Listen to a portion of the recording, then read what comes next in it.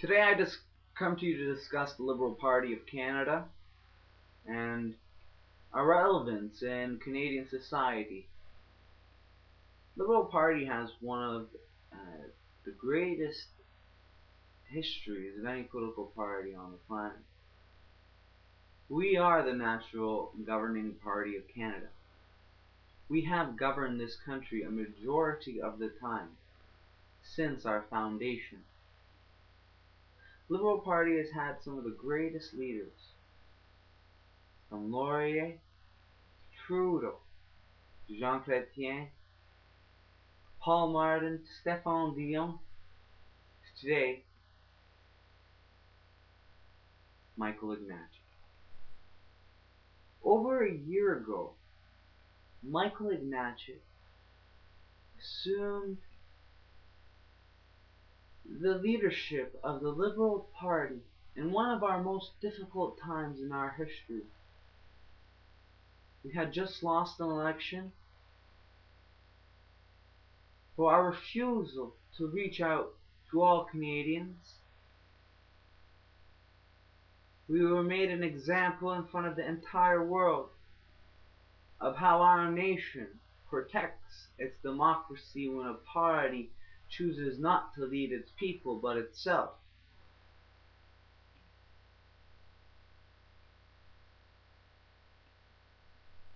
The Liberal Party began to grow again. The Michael Ignatieff seed that was planted in the Liberal Party began to grow. And sometimes the seed may have, prickly outsides and looks different and you don't know exactly what it is. But those seeds are usually the most beautiful and delicate flowers. They're usually the plants that inspire us to create gardens. I saw a Liberal Party beginning to transform on the inside. And yes, there was differences of ideas, and one person supported this guy, and one person supported this guy. But at the end of the day, we were all liberals.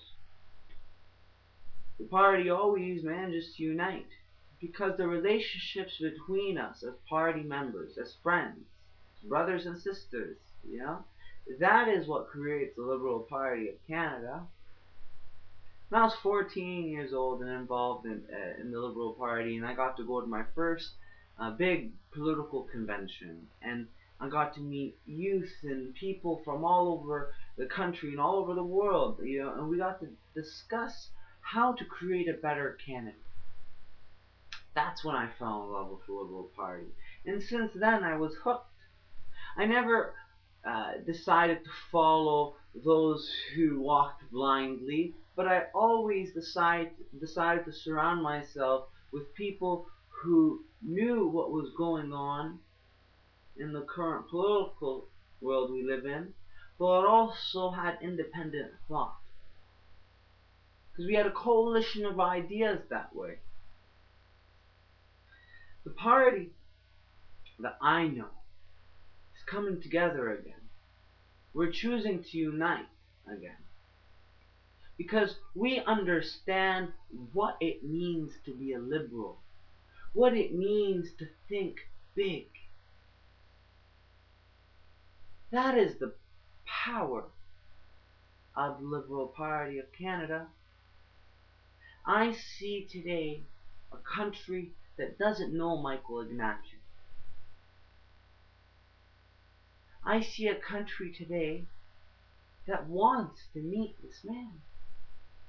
Today, let me tell the country a little bit about the differences I see between our Prime Minister, Stephen Harper, and who I hope will be our next Prime Minister, Michael Ignatieff. Stephen Harper is not a person that believes in the all-Canadian brand. He believes in the politics of division. He believes that We must, as a people or in a government, refrain from helping our citizens, but ensure that business and corruption flourishes around the world. Michael Ignatieff is a Harvard professor who has taught some of the brightest minds on the entire planet. He has written countless numbers of books. He has been a journalist and understands why the media is so important in our world. Michael Ignatieff is a brilliant leader. He is a smart thinker. He thinks.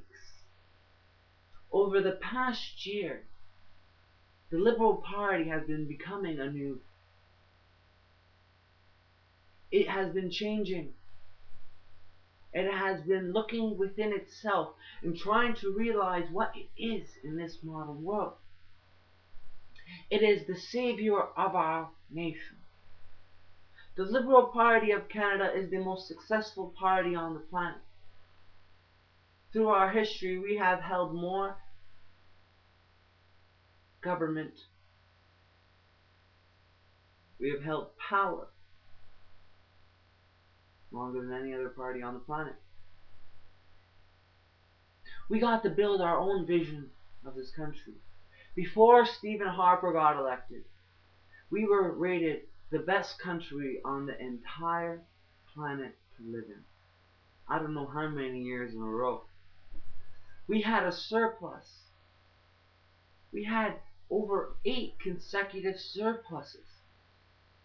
We left them with the coffers full, bursting at the seams even. Today, only 4 years later, we saw our children's futures sold to big oil. We saw those surpluses turned into an over $56 billion deficit. We saw our economy ruined because before Barack Obama got elected, North America was hijacked by a conservative movement that aimed to rob the nation of all it has and deliver to business and corruption the people's hard-earned money. Today, the conservative government refused to create a strong stimulus, an effective stimulus that pushed the country further.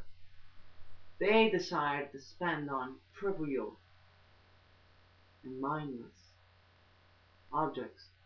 They spent millions and millions and millions of dollars on one power plant in Alberta to harvest the CO2 emissions coming out of these pipes and throw it back in the ground. If you think that's good science, you're stupid.